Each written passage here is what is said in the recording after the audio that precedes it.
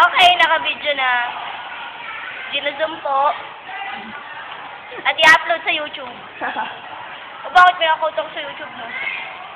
Hindi ka ba wala? Okay, nagsindi na naman po ng isa. Ina po. Nag-vandalism po ito. Joke lang.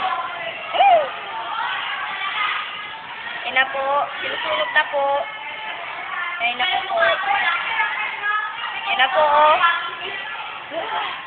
Yan na po. Nagliliyap na po.